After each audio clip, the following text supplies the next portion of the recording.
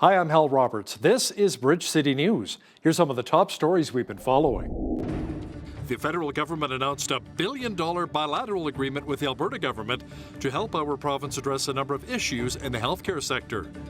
We have a one-on-one interview coming up with Lethbridge Mayor Blaine Hagan, who discusses a number of challenges our city is facing.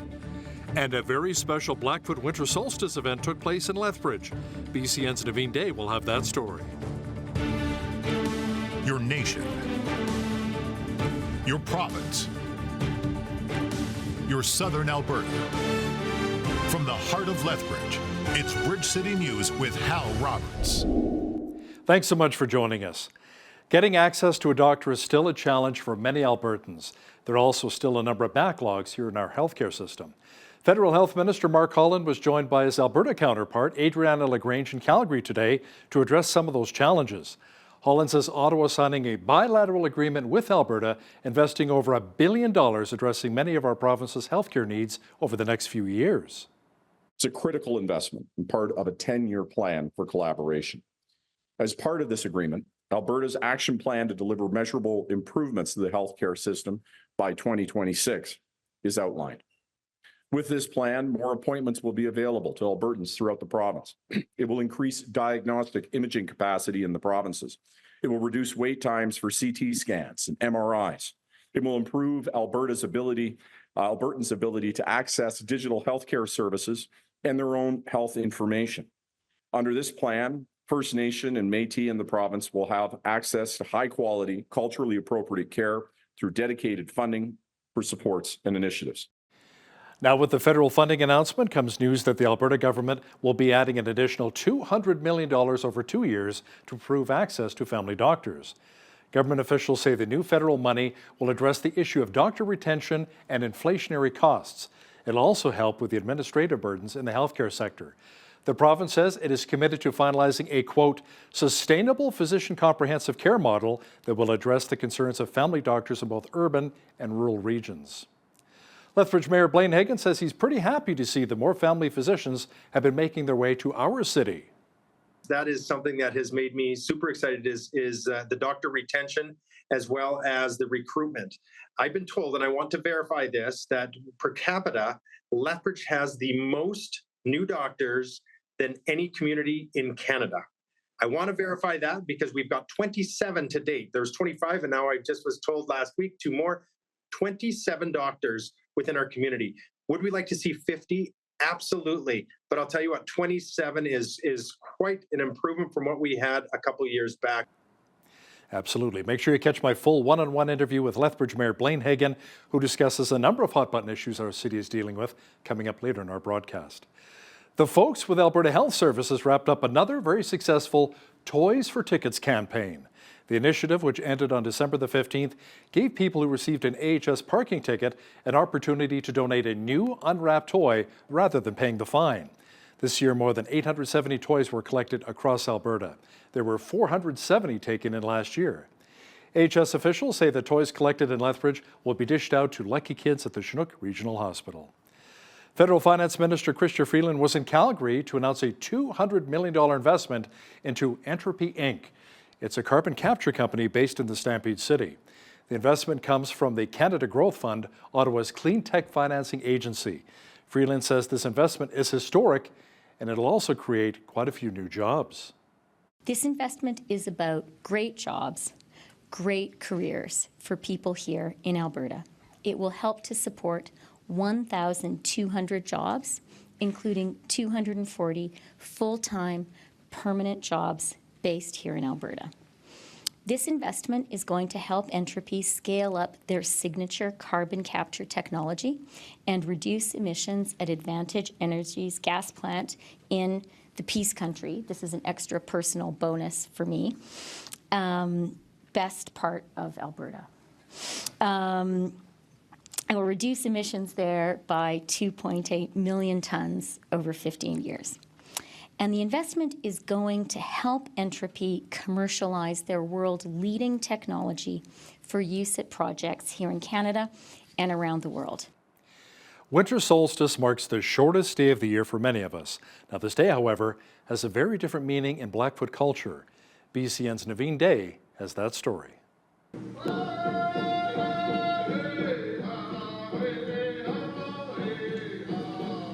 It was a morning filled with ceremony, storytelling, and community as the inaugural Blackfoot Winter Solstice took place at the Cavendish Farm Centre Thursday morning.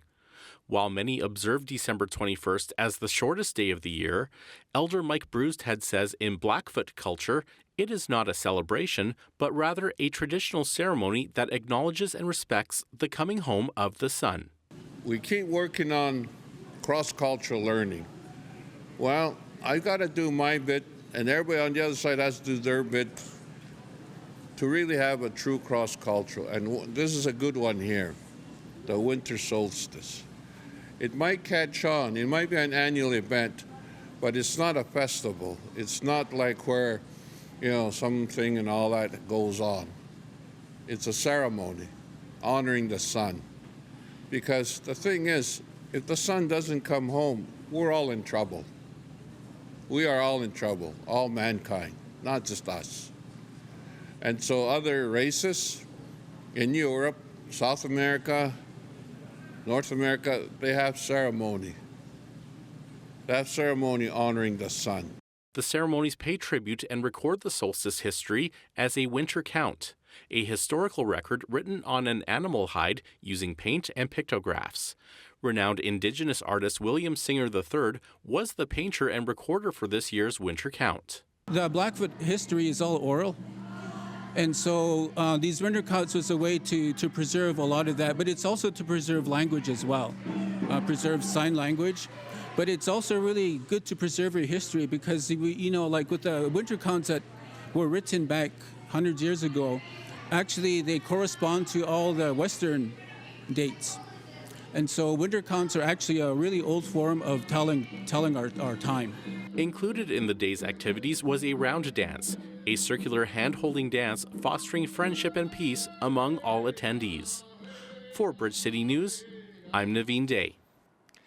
A 31-year-old man has been arrested and charged in connection with a violent robbery of a 77-year-old woman at a bank in downtown Lethbridge. Police say the incident occurred in November of 2022 when the woman was assaulted and her SUV was stolen at the Bank of Montreal on 4th Avenue South. Police say the robber grabbed the senior from behind, took her keys, and threw her down to the ground. The victim sustained minor injuries as a result. Sheldon Wilson of Lethbridge faces a robbery charge. He was released on bail and is scheduled to appear in court on January the 19th. Emergency officials in Wheatland County received a call about a church fire on Wednesday morning. Airdrie police say when fire crews arrived around 6:30 in the morning, the Bicycle Seventh-day Adventist Church was engulfed in flames. A fire investigation revealed that the blaze was deliberately set. RCMP are now asking for the public's assistance with their arson investigation. They're asking if you saw anything suspicious to call Crime Stoppers right away at 1-800-222-TIPS. A mass shooting in downtown Prague, Czech Republic killed at least 10 people and injured 24 others. Police say the shooter who opened fire is also dead. They say the shooting occurred in a Prague university. Witnesses say the bloodshed took place in the philosophy department building of Charles University, where the shooter was a student. The gunman's name was not released by local authorities, and they gave no possible motive for the shooting. Investigators don't suspect a link to any extremist groups, however.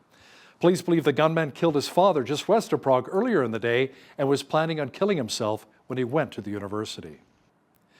The Biden administration has announced a prisoner swap with Venezuela. It involves the release of 10 Americans who've been imprisoned in the South American nation.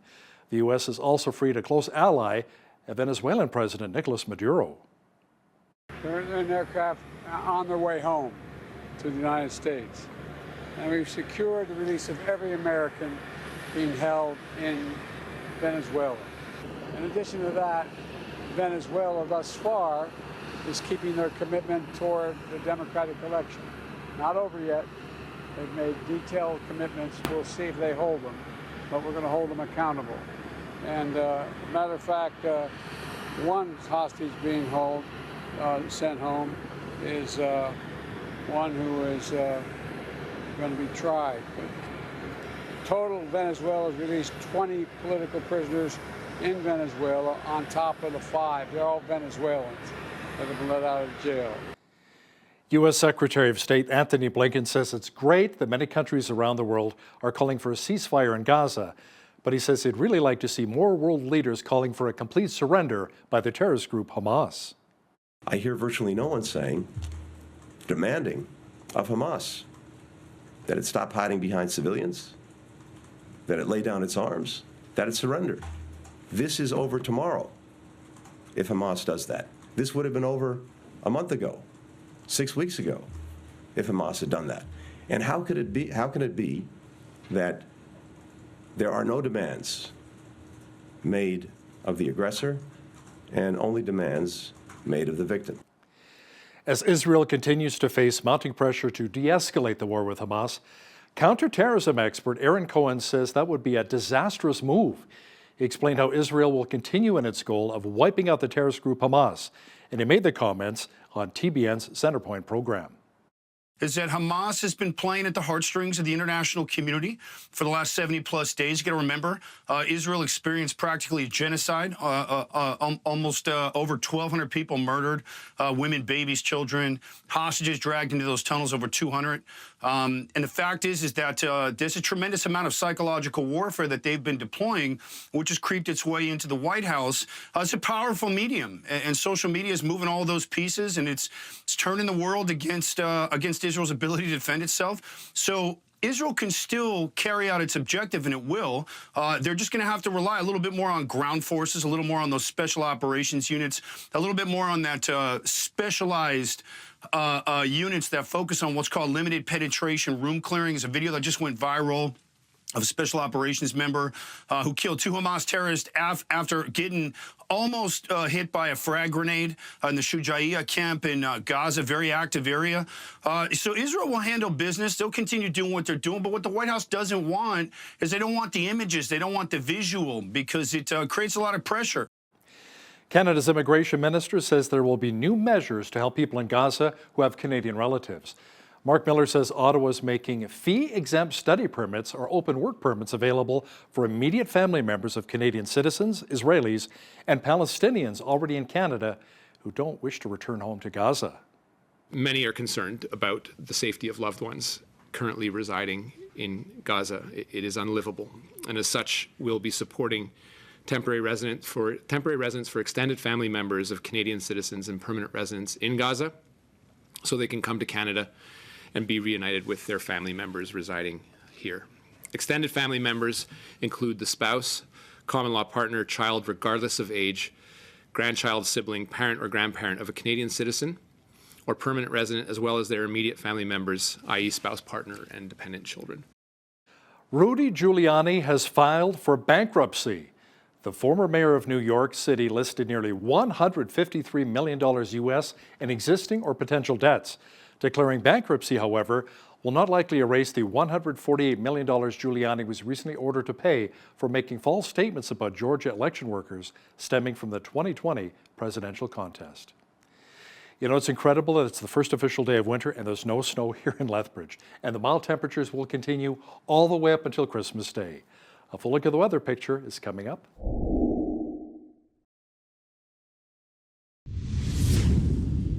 You know, considering this is the 3rd week of December and the first official day of winter, we'll take the above zero temperatures across much of southwestern Alberta. And Lethbridge tonight, there'll be a few clouds rolling in with a low near +1. Friday, expect lots of sunshine developing with a high near 4 degrees. Saturday, cooling off slightly under a partly cloudy sky with a high near +1. Warming up Sunday to 4 degrees. Now for Christmas Day Monday, expect more sunshine with a high of 3. Not so much a white Christmas.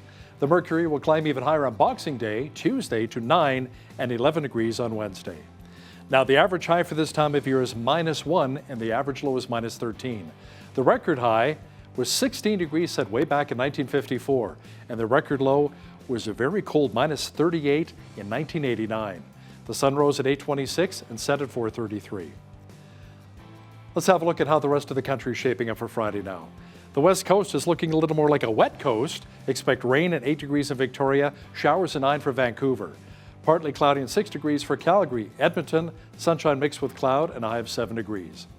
Expect lots of sunshine and a high of 4 degrees in Regina. Sunshine and 4 degrees as well for Saskatoon on Friday. Partly cloudy with a high of only -2 in Winnipeg. Now in the central part of the country, it'll be overcast and +2 in Toronto. Lots of sunshine and -4 in our nation's capital in Ottawa. Sunshine and only -6 degrees in Montreal. In Atlantic Canada, there should be a blue sky with sunshine in Fredericton and a high of -5 on Friday. Expect rain mixed with snow and a high of only -4 in both Halifax and Charlottetown. And in St. John's, expect lots of rain and a high near 6 degrees on Friday. Retail sales in Canada climbed $66.9 billion in October. Stats Canada says the 0.7% rise was helped by better sales at new car dealers. The agency's early estimate for November suggests sales were relatively unchanged last month, but says the figure will be revised. When you take out activity at gas stations, along with motor vehicle and parts dealers, core retail sales were up 1.2% in October. Now, do you remember the Freedom Convoy back in 2022? How can we forget about it? And how the federal government worked with a wide variety of banks to freeze accounts of those who supported our truckers. Bridge City News asked Brett Olin, the CEO of the Bow Valley Credit Union here in Alberta, if Ottawa approached his financial institution to freeze the accounts of Freedom Convoy supporters and those who donated to the convoy. No, we were not approached by anybody from Ottawa. We knew about it in the news and things like that, but we never received one phone call, one email, any letters. And what was really surprising to us is that arbitrarily ATB and some of the other bigger banks just started freezing people's accounts, which was just staggering to us, because we were one of the first ones to stick up our hand and say, this is a fundamental freedom of people's, and this is not right of what you're doing. And so it really came as a big surprise to me that these other financial institutions just sort of bent over backwards for something that, in my mind, they didn't even receive any correspondence about. Mr. Olin will also discuss the fundamental differences between a credit union and a traditional bank. That's coming up after business news. Linamar says it will purchase Saskatchewan's agriculture equipment manufacturer Bourgault Industries in a deal worth $640 million. The Guelph, Ontario-based company says Bourgault will be part of its new agriculture division within its industrial division. Linamar CEO and Executive Chair Linda Hasenfratz says the purchase gives her company tremendous opportunity for diversification while growing its agriculture platform. The deal is expected to close in the first quarter of next year. Now, here's a look at today's markets, and they rebounded nicely today. The TSX was up 264 points on the day to finish at 20,765. The Dow was up 322 points to 37,404. The S&P 500 was up 48 on the day to 4746, and the Nasdaq was up 185 points to 14,963. West Texas Intermediate Oil was down 29 cents to $73.95 US per barrel.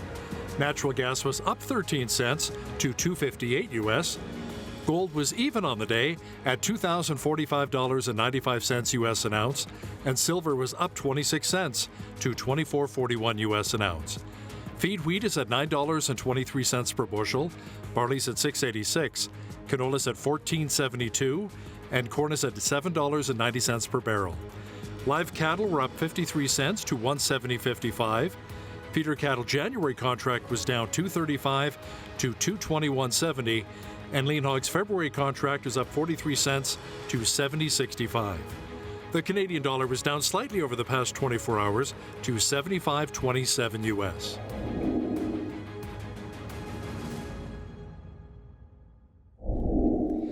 Recapping one of our top stories, getting access to a doctor is still a challenge for many Albertans. There are also still a number of backlogs in our healthcare sector. Federal Health Minister Mark Cullen was joined by his Alberta counterpart, Adriana LaGrange, in Calgary today to address some of those challenges. Holland says the federal government is signing a bilateral agreement with Alberta, investing over $1 billion, addressing many of our healthcare needs over the next 3 years. You know, Lethbridge has had its fair share of challenges recruiting family physicians to our city. Coming up, a special one-on-one interview with Lethbridge Mayor Blaine Hagan, who will discuss some of those challenges, along with others our city has faced in 2023, including having to bail out the Lethbridge and District exhibition. Listen, when you see news happening in your community, be sure to drop us an email at info@bridgecitynews.ca. And if you missed any of our local stories, visit our website, bridgecitynews.ca. Here Here's today's Bridge City News Community Calendar. Lethbridge's Christmas Hope campaign is in full swing, and there's plenty of opportunities to spread the holiday spirit by giving to those who are less fortunate. The annual Toy Mountain at Center Village Mall goes until December 22nd. Drop off new, unwrapped toys like stuffed animals, toy trucks, baby dolls, and anything fun that brings a smile to a child's face. The Lethbridge Senior Citizens Organization is hosting their 39th annual free Christmas dinner from 11 a.m. to 1 p.m. Christmas Day. Come enjoy delicious food and join and share in the holiday spirit. Simply call 403-320-2222 to add your name to the guest list.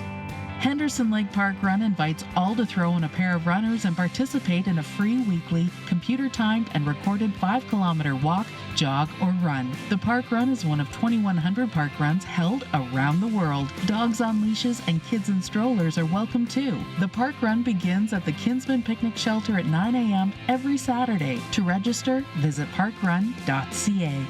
Celebrate Recovery is a Christ-centered recovery program for any hurt, hang-up, and habit. This group meets Friday nights at Park Meadows Baptist Church. The evening begins at 7 p.m. with a large group session, followed by small groups at 8 with coffee and dessert at 9. For more information, visit celebraterecovery.ca or call Park Meadows Church office at 403-327-4422.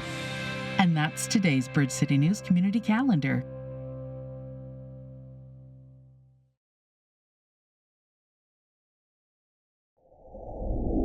You know, there are a lot of hot-button issues which have impacted the lives of so many here who live in Lethbridge.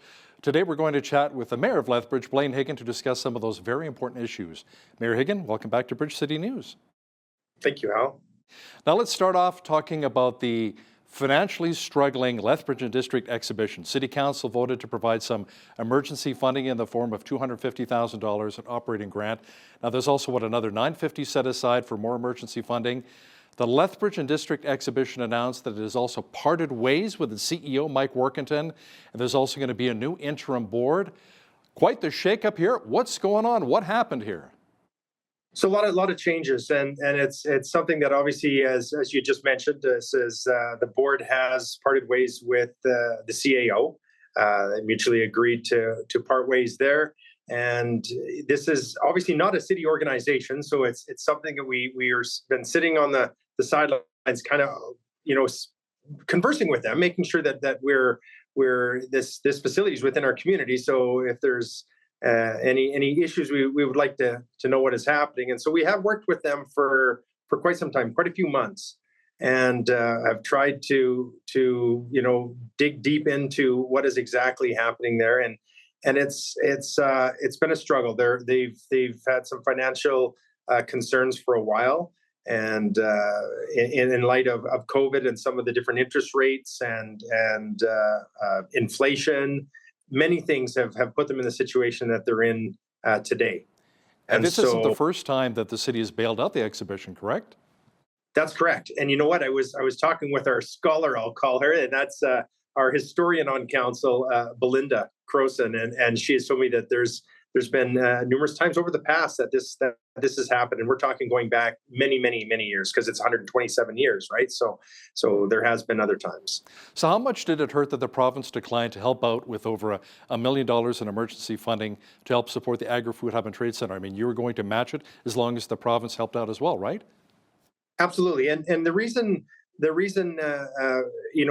decided to opt out on that is they found that they were concerned with the business plan that they had.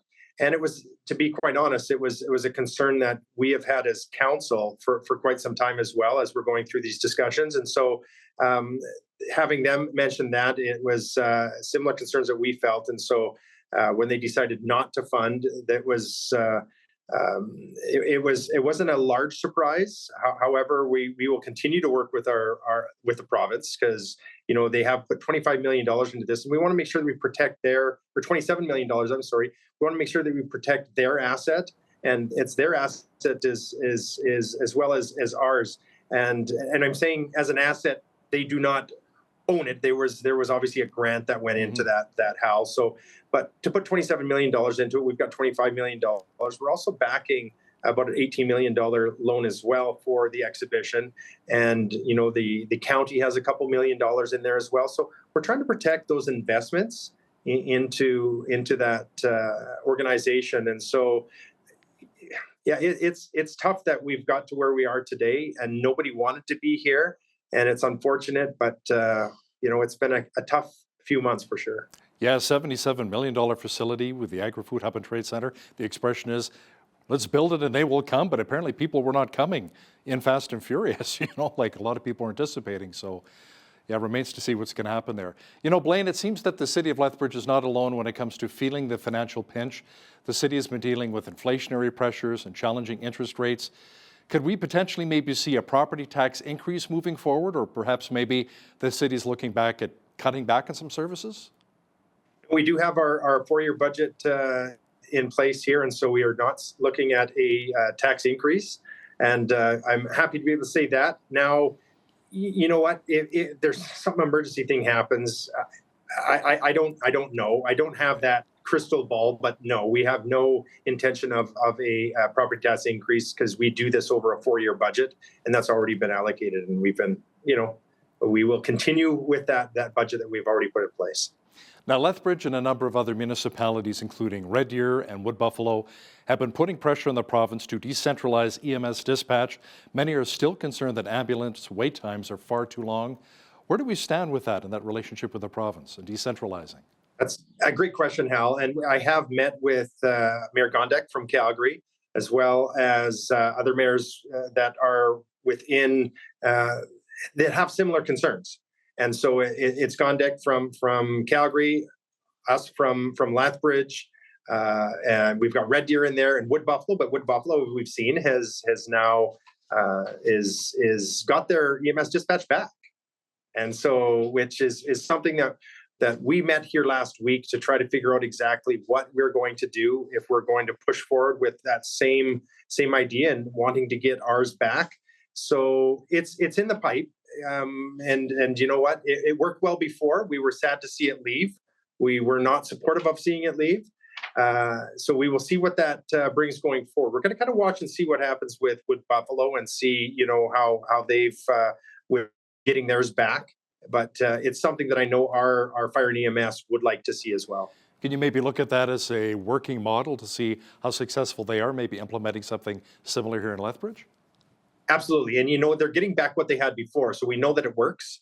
So they're getting that back. And as we had it as well within our community. So yeah, we'll watch that as moving forward for sure. Now, can you explain to our viewers how the city has been working with the province to try and attract more healthcare professionals, including doctors, to our region here? That's a great question. It's something, and that was going to be one of my answers to what am I so proud about this last year, Hal, and that is one of them. That is something that has made me super excited is the doctor retention as well as the recruitment. I've been told, and I want to verify this, that per capita, Lethbridge has the most new doctors than any community in Canada. I want to verify that because we've got 27 to date. There's 25, and now I just was told last week 2 more, 27 doctors within our community. Would we like to see 50? Absolutely. But I'll tell you what, 27 is quite an improvement from what we had a couple of years back. So it's a strategy that we've been working on for some time. And remember, it's not even our jurisdiction. However, we've worked with Alberta Health Services to make sure that we're a partner with them along the way and helping them as if they have any questions. We did a little bit of a campaign. We had about $15,000 that council put out to be able to help attract doctors to our community. And so working with them has been really important, something that we hadn't, to be quite honest, done over the years. And so the last couple of years, I meet on a regular basis with Alberta Health Services and with the Chief Zone Officer of the South. And so it's worked really well and partnering together and collaborating together because we're seeing 27 new doctors, which is absolutely fantastic. After my doctor left and he went to the Netherlands and he says, you know what, I'm out of Canada. I've had enough. I'm like, wait, what? And it's been about 2.5, 3 years. Finally, we got a doctor as well who moved here from Nigeria. So I'm pretty excited, and she's been wonderful so far for my family. Now, the province announced details of a new Safer Communities and Neighborhoods, or SCAN unit, to be set up in Lethbridge. You won't have to rely on one from Calgary coming down all the time. How much will this really help to address crime in our city and shutting down the various drug houses? pushed really hard for that one, Hal. As you're well aware, I'm a person that definitely a mayor that wants to see a safe community, and so this is something that I was a platform that I had during the campaign as well. And it's not just myself, our council, everybody wants to have a safe community, right? And so when working with the provincial government and Minister Ellis, and he had a promise prior to the election that about the scan unit. And because we'd bring them down from Calgary if we had issues, and you know what, sometimes that was, you'd get them once a month or every couple months. You didn't have someone that was full-time here, and we had the most calls of any community, and so of our size. So we thought it was important to have that down here. I had the promise prior to the election, and it was definitely a promise made and a promise kept. And I thank Minister Ellis for that, and we look forward to being able to deal with these drug houses within our community, because there has been quite a few. And so being able to have that scan unit set up full-time in Lethbridge is extremely welcoming. Now, Lethbridge City Council established a cross-functional task force on lawlessness. How did it go after the initial meeting of the Downtown Lawlessness Reduction Task Force last month? Well, initial meeting and 4 since then, if you can believe it, Hal. This is how we really want to tackle this. It's been great. We've got the right players at the table right now. We'll look at expertise outside as well, because we've had some reach out and say, well, hey, how can I be a part of this? But, we started on a group that was pretty focused on emergency services, police, downtown BRZ, city administration, and city council, with myself and acting mayor Middleton Hope being on that committee as well. And like I mentioned, we've had 4 meetings since, and this is something that is, people have approached us from the downtown BRZ and have asked, how can we be part of the solution? Many people will be out and they will complain about issues that we have within our community, but to have folks like that come forward and ask how they can be part of the solution, we were excited to be able to set something like this up, and we have worked very well with them to date, and we have the right players at the table. We'll bring in others as needed, but this is going to be, I can honestly say this is something interesting that I looked at my calendar this morning. I actually have more of these lawlessness task force than I have city council meetings booked this year. Wow. So this is the focus, that to make sure that we're diving deep into this and making sure that we have safety within our community. So with some of the meetings which have already taken place here, Mayor, what are some of the biggest concerns heard, and how are we really addressing crime in the downtown core? How are we addressing crime? Well, one of the things that we had done last year, we put in place, it was the encampment strategy. So council put together some dollars, I guess, if you will, and connected with our administration to go out and find a way to deal with the encampments that we had within our community. They got out of control, and this wasn't just our community. Many communities had this concern. We decided to hop on this as quickly as we could, directed administration to not only remove the encampments, but to offer the support that many need within our community. So it wasn't just dismantling somebody's home as a tent would be for many, but it was also to make sure that we put these folks in communication with the social service providers in our community, and that has worked extremely well. I'm really happy with the results of that, and we'll continue moving forward with that strategy. Now, the province says it's investing about $1 million in our city to help provide 50 extra shelter spaces to help our most vulnerable during the cold winter months which are coming. Let's talk about the importance of that kind of initiative, Mayor. Absolutely. This is extremely exciting. Again, going back a couple of years, I attended an addictions conference, and this was a topic of conversation that this government was looking at doing this. And we now have one has opened up just outside of our community. And this is, I mean, we've got actually more. We've got Streets Alive is doing some work too with some of the housing, as well as we do have a recovery facility just outside our community. And this is something that has been music to my ears, as everybody, Hal, deserves a life of sobriety. Sometimes it's a little more difficult to get to that point, and the different support services that are needed, but we need to meet those folks where they are. And some may need it for 2 weeks, some may need it for a month, some may need it for 6 months. But to have no charge, this is zero charge, where anybody in Alberta can get recovery treatment recovery with picking up the phone or having somebody connect them with those services. And so this is extremely welcoming. I believe we're almost at capacity. And I say we, this is the province, but I'm excited to talk about this from a city level. Is they bring kind of a cohort, a group of 12, I believe they started with, and they'll add another 6 or 7 and up to that point of 50. And so they work together. And from that point forward, it's my understanding now that Streets Alive will help as they integrate into our community with some housing, et cetera. So we've got some great providers within our community and that are working and collaborating with these services, and so to get the support service needed. I want to touch base on one other thing, Hal, when it comes to permanent supportive housing as part of this strategy, and Lethbridge Housing has been the organization to move this forward as a community-based organization. So that particular building should be done here at the end of next year, and will help support up to 40 individuals that need permanent support, possibly for the rest of their lives. But these are some of the folks that are on our streets today. So that is why this is so exciting, and I'd love to shout it from the rooftops that we're having this permanent supportive housing facility that will be opened up here next year. I'm glad you mentioned Streets Alive earlier. Let's talk about the city's relationship with the Christian organization. There's talk now that Streets Alive needs more permits in its efforts to offer free haircuts, foot washing, and clothing the homeless here in our city. And now Bridge City News chatted with the co-founder of Streets Alive, Kent Kissick, who says all of this should really fall under the original religious permit. Thoughts on that? Actually, that is we have reached out, and I think it's important. Right now, we're going into a SEAB hearing. So what that is we can't speak on that. This isn't a direction of council to do this. This was brought on by complaints out in the community, and it's not asking to get more permits.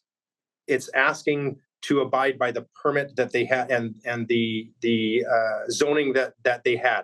This is what we've been told. Again, as I mentioned, they do incredible work.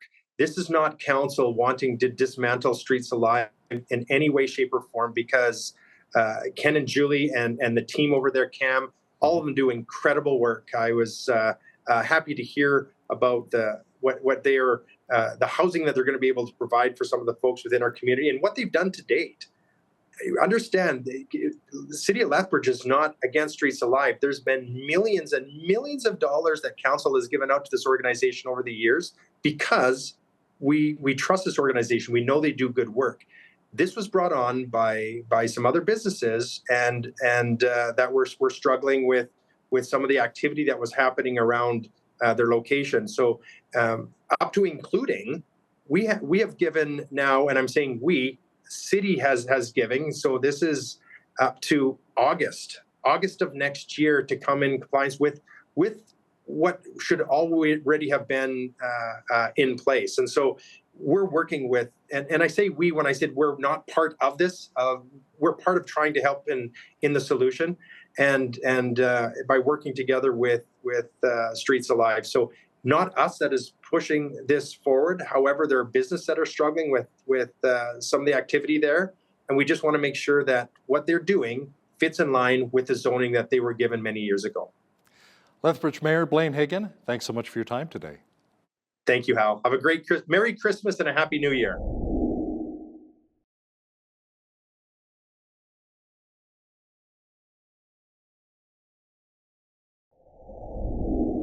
Are you a little concerned about your money? How about inflation? Or maybe the move toward a cashless society or digital identity?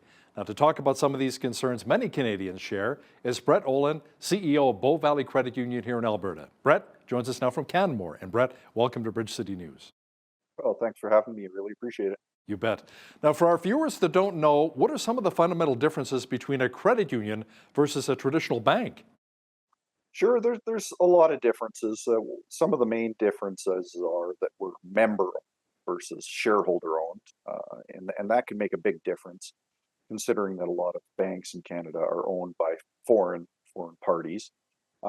It also includes the fact that we vote, our shareholders vote for bylaws and policies and procedures in the board of directors our organization. And so they've definitely got the better interest of local communities and Albertans in mind, as well as we're regulated differently from the bigger banks. We're regulated by an organization called CUDGE, the Credit Union Deposit Guarantee Corporation, where the bigger banks are regulated by OSFI, the Office of Superintendent of Financial Institutions, who report directly to the Minister of Finance of Canada, Christina Freeland.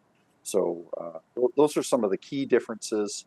Our staff are also very locally based. You're not sending decisions off to Toronto or other parts of the world for decisions that are made on lending and other decisions that are part of a credit union. So Brett, let me ask you something. Were you approached by Ottawa to freeze bank accounts of those who participated in the Freedom Convoy back in 2022? What was really interesting about that is that no, we were not approached by anybody from Ottawa. We knew about it in the news and things like that, but we never received one phone call, one email, any letters. And what was really surprising to us is that arbitrarily ATB and some of the other bigger banks just started freezing people's accounts, which was just staggering to us, because we were one of the first ones to stick up our hand and say, this is a fundamental freedom of people's, and this is not right of what you're doing. And so it really came as a big surprise to me that these other financial institutions just sort of bent over backwards for something that, in my mind, they didn't even receive any correspondence about. Now, Bow Valley Credit Union is a strong proponent of gold-backed banking. What exactly is gold-backed banking, and why do you feel it's so important, Brett? Sure. It's this process started about 3 years ago, and it just been nagging on me from about 2008 of how much money printing, basically currency printing, was happening in society.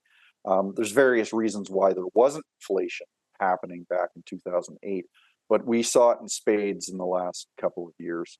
And so we wanted to be able to protect both our members and our organization against what we see is going to be a very inflationary decade going forward. And so it's a bit of a misnomer that we're called gold backed. We're not quite in the traditional sense gold backed dollar for dollar with precious metals, but we do use the profits of our organization to purchase precious metals, mainly gold and silver, to protect our organization and our members against what we see is going to be an inflationary decade.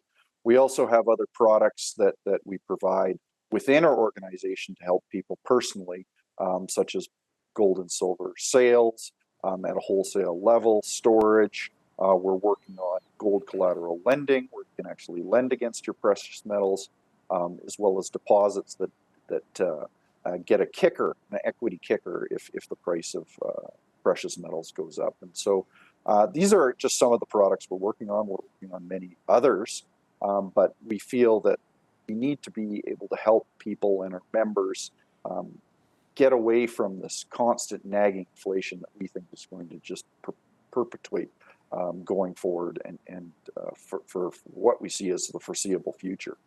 Yeah, and we'll talk about inflation a little bit more later in the interview here. So Brett, what is the concept behind gold-backed banking? How does it differ compared to the traditional fiat currency system?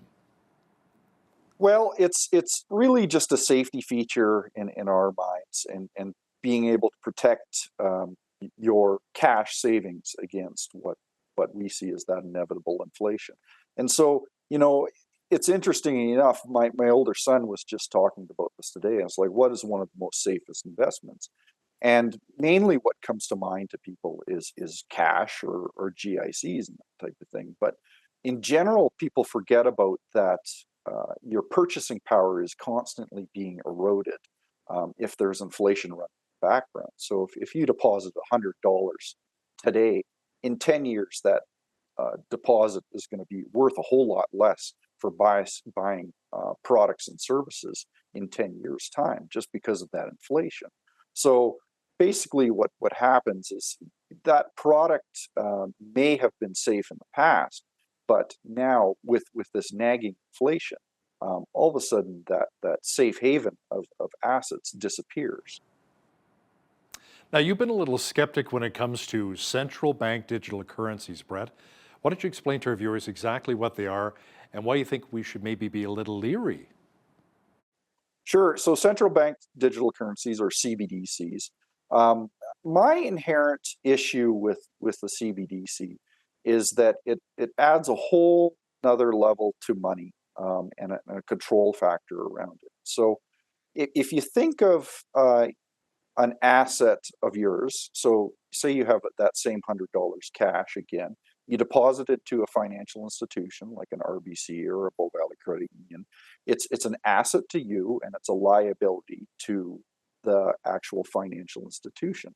Now, with the central bank digital currency, it basically wipes out the middleman. So no longer dealing with Bow Valley Credit Union or RBC, you're dealing directly with the central bank of a particular government.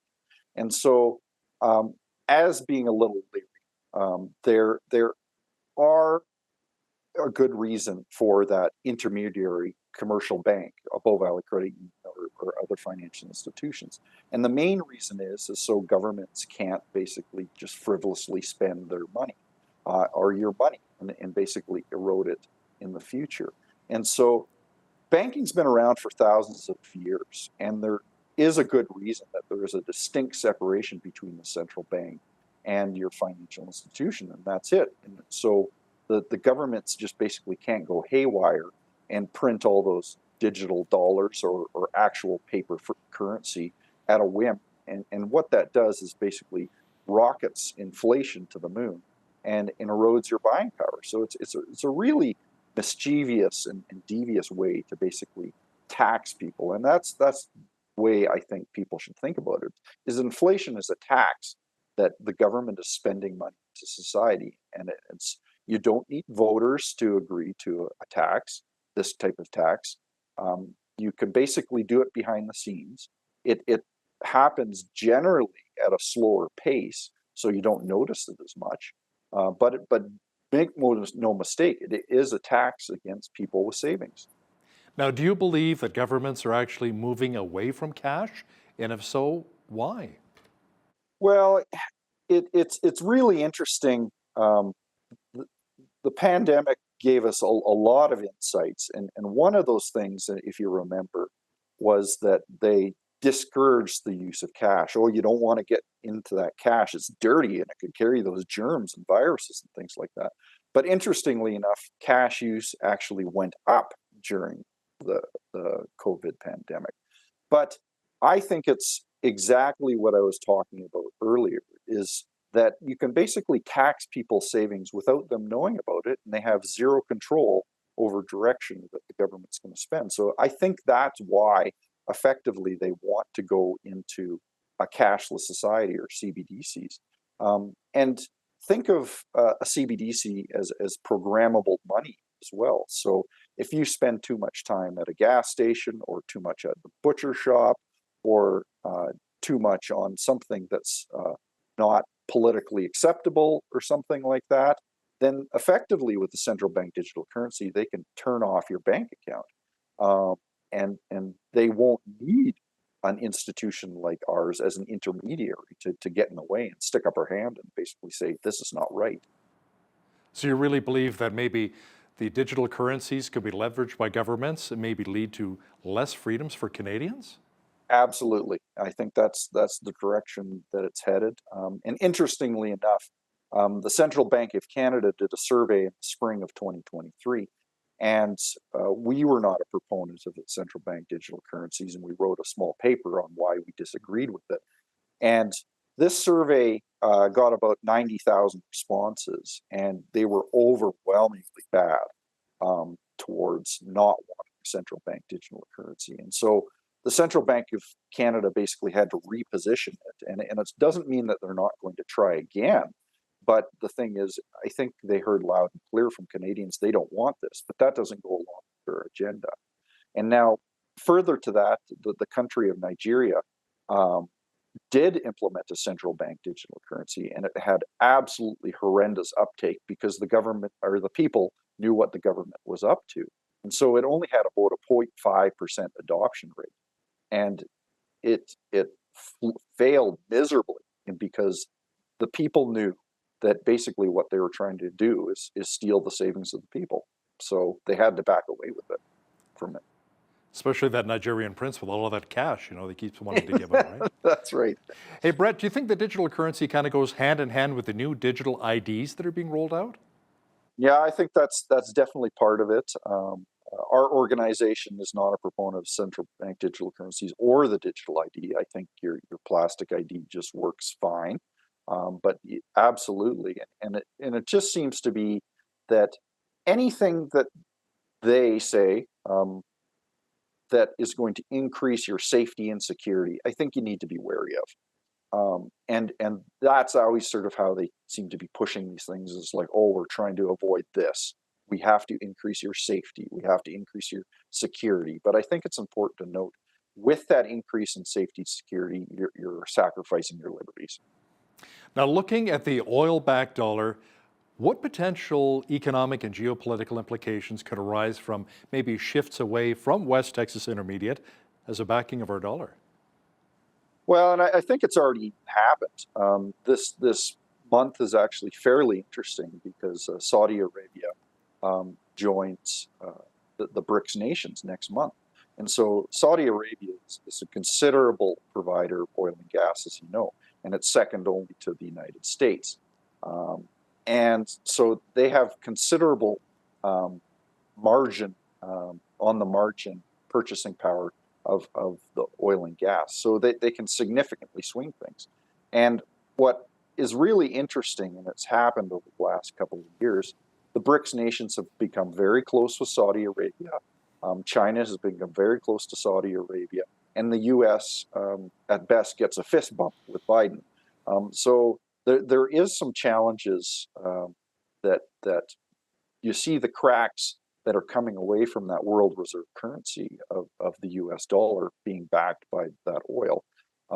And I think we have to be very careful politically going forward, because it could really upend the apple cart if that backing disappears completely from the U.S. dollar and moves more towards the Asian continent. So, Brett, inflation is finally back down to around 3%, and Bank of Canada Governor Tiff Macklem is considering interest rate cuts in the new year. How significant will that be for borrowers? Well, I think it's important for the consumer that a lot of people got in with both feet into a mortgage they effectively can't afford at these rates. But I think it's important to remember inflation comes in waves, and this is just wave one. I think that we need to be very concerned that there's future waves. And part of the challenge is, and why the Bank of Canada has had to back away from these rates, and so as the U.S. is, we're in a position, in my opinion, called fiscal dominance. And basically what that means is we've printed so much currency and we're in so much debt that you actually have to print more to pay the interest on that debt. And so it's important to note that no longer do our tax revenues actually pay for this debt because the interest is so high. We actually have to print more money to get into this position of actually paying off our debt. And so that is inherently inflationary. And so now you've moved inflation from the consumer to the government. And so I don't think this inflation is going to go away as easily as the government of Canada thinks. I think we're just in wave one, and it's going to continue to be perpetual for the next decade or so. So, Brett, in your opinion, how do we fight against deflation in today's economy? Well, I think that's exactly what we're trying to do as an organization. There's a few tools, and it's getting into hard assets. And we, as a financial institution, have known precious metals, gold and silver, as money for thousands of years. And it's pretty interesting that gold and silver rises regardless of how much currency that the governments print. So they basically buy the same amount of goods and services that they did thousands of years ago that they do today. So I think that inherently is a very good hedge for financial institutions. And I encourage people to take a look at gold and silver personally to manage this inflation, what I think is going to happen going forward. Now, that being said, don't get ahead of yourselves. Don't put every red cent into precious metals. That's not what I'm advocating. But a little will go a long way. Think of it more as an insurance policy on that regards. I think it's important to hold on to hard assets, land, your house, and part of the challenge is it's becoming more difficult to be able to do that. Brett Olin is the CEO of the Bow Valley Credit Union here in Alberta. Brett, thanks so much for joining us today from beautiful Canmore. Thanks for your time. On behalf of all of us here at Bridge City News, I'm Hal Roberts. God bless and thanks for watching.